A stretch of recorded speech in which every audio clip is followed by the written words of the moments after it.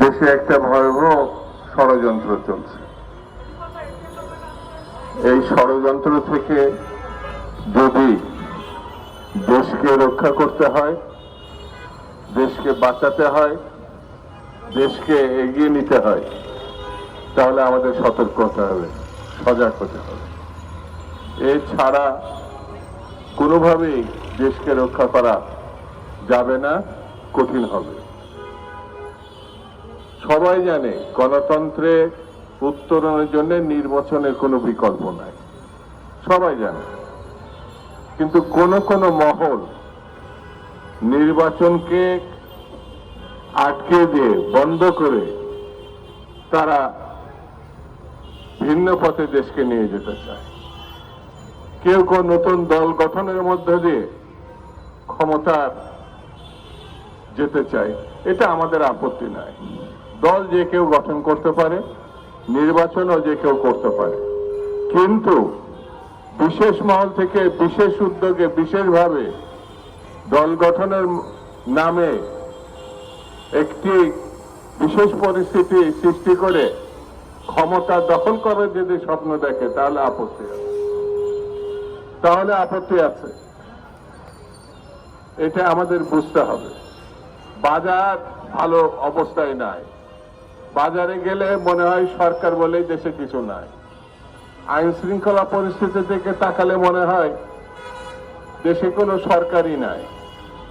দেশে এমন একটা অরাজক পরিস্থিতির দিকে যাচ্ছে, সেই জায়গায় সরকারকে সতর্ক হতে হবে, শক্তভাবে এই পরিস্থিতির মোকাবেলা করতে হবে।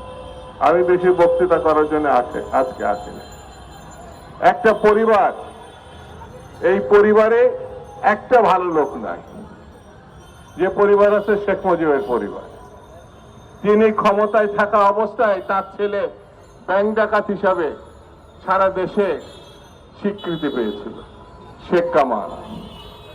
এখানে আমাদের সালাম ভাই বসে আছে, সেই সময় সে ডাকসু নির্বাচনের সময় এই শেখ কামাল ব্যালট বাক্স নেতৃত্ব দিয়েছিল।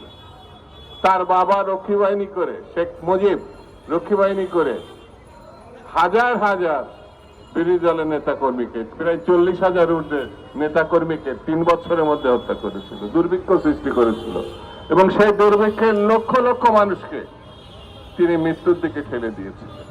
তিনি একদল করে বাকশাল করে গণতন্ত্র কবরস্থ করেছিল। এই পরিবারের পরবর্তী সদস্য শেখ মুজিব নৃশংসভাবে সপরিবার নিহত হলো। 2টি কন্যা সন্তান বেঁচে যায় বিদেশে থাকার কারণে, একজন শেখ হাসিনা, একজন শেখ রেহানা।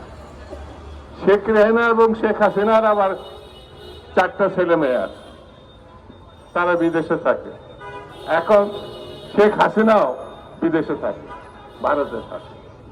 এত বড় চোর আপনি দেশে না, সারা বিশ্ব খুঁজে পাবেন না, ভাবা যায় না। 30 লক্ষ হাজার কোটি টাকায় একটা তদন্ত শ্বেতপত্র প্রকাশ করেছে বর্তমান সরকার, আমি তাদেরকে ধন্যবাদ দিই।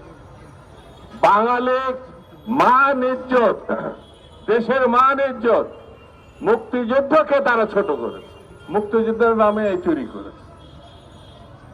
এমন একটা সেক্টর নেই যেখান থেকে তারা টাকা চুরি করে না। এটা ডাকাত পরিবার, এই পরিবার লুটেরা পরিবার, এই পরিবার গণতন্ত্র হত্যাকারী পরিবার, এই পরিবার বাংলাদেশকে বিনাশের দিকে নিয়ে গেছে। এই পরিবারকে এখন আবার খুচাখুচি করছে, তিনি যে কোনো সময় নাকি ঠুস করে ঢুকে পড়েন। এই ঠুসঠাস শব্দ তার খুব পছন্দ। এক সময় বেগম জিয়াকে হত্যা করবে বলে তিনি প্রকাশ্যে বলেছিলেন, পদ্মা সেতু থেকে তিনি ফেলে দেবেন, টাস করে ফেলে দেবেন। কি ভয়ঙ্কর মহিলা! তিনি ডক্টর ইউনূসকে পদ্মাতে চুবাবে বলেছিলেন, প্রকাশ্যে বলেছে।